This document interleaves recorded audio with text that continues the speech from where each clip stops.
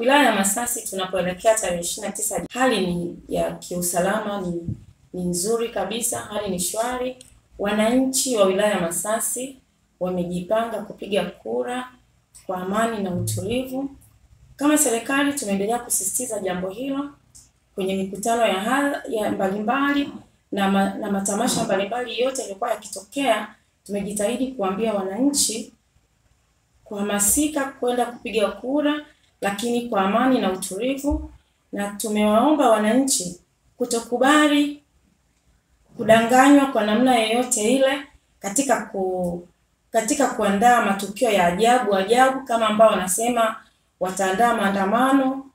Sisi katika wilaya yetu hatuna taarifa hiyo, lakini tunaendelea kusisitiza asije mtu akathubutu kufanya hicho kitu wala kukifikiria katika ndani ya wilaya yetu, kwa sababu vyombo vyetu vya ulinzi na usalama vimejipanga vizuri kuhakikisha kwamba wananchi wanashiriki uchaguzi kwa amani na utulivu, kwa ustaarabu wote wa Kitanzania, lakini kwa namna yoyote ile ambayo ni salama, ambayo itahakikisha kwamba kila Mtanzania ana uwezo wa kufika kwenye kituo chake akapiga kura na akarejea nyumbani salama.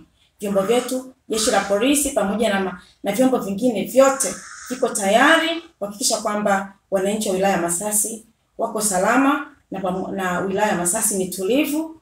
Na kudhihirisha hilo, wamekuwa wakifanya hata mazoezi wakitangaza, wakiwaambia wananchi kwamba wao wako tayari wajitokeze kupiga kura, wala wasitishwe na mtu, wawe na wenye amani kwenye matamasha mbalimbali ambayo vyombo vyetu vimekuwa vikifanya, kuhakikisha kwamba wajulisha Watanzania kwamba wao wako tayari kwa ajili ya zoezi la uchaguzi. Lakini zoezi lenyewe litaendeshwa kwa amani na utulivu, na kuwataka wananchi wawe watulivu, wawe na hekima katika kipindi hiki, wawe na moyo na ujasiri wa kwenda kupiga kura bila kujali vitisho vya namna yoyote ile. Na tumedhamiria kuchukua hatua kali ikitokea tu mtu yoyote akatoa vitisho kwa wananchi wetu kwa namna yoyote ile.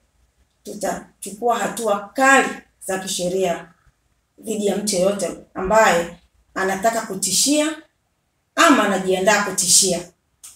Tutahakikisha tunadili naye na serikali itahakikisha inadili naye, vinginevyo wilaya yetu iko salama.